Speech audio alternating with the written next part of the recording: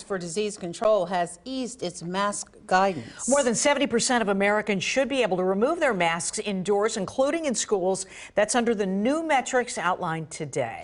It's a huge change in how the Public Health Agency plans to measure the COVID risk.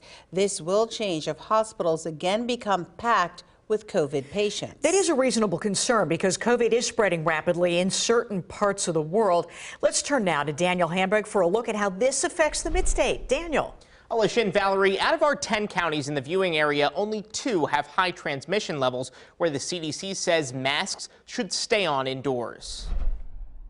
COVID case counts in Pennsylvania are at the lowest they've been since late August. It may not be as bad as it previously was, but you know, it's still around. And if we don't, adapt to it, adapt to the measures, get our vaccines, it's always going to be there. And many know the pain of losing a loved one. My brother had the COVID, and we lost him about 2 months ago.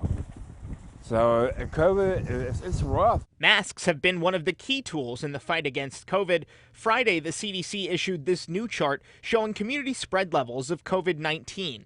Green means low transmission, yellow is medium, and orange is high. So for people in Adams, York, and Lancaster counties, you can ditch the mask when inside. For Franklin, Perry, Cumberland, Dauphin, and Lebanon, you might want to keep it on if you're immunocompromised. My husband at home, he has really bad asthma.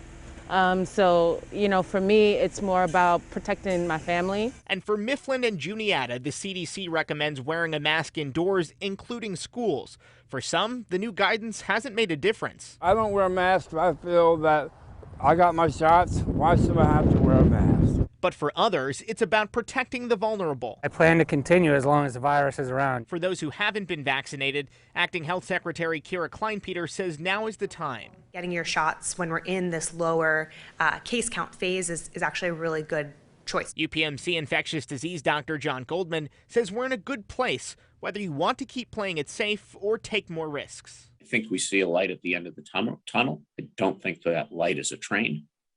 And I think we're on our way to having COVID become an endemic disease that looks much more like the flu. The CDC is still recommending masks for people who test positive or have COVID symptoms. The new guidance also does not change the requirement to wear masks for public transportation. In the studio, Daniel Hamburg, ABC 27 News.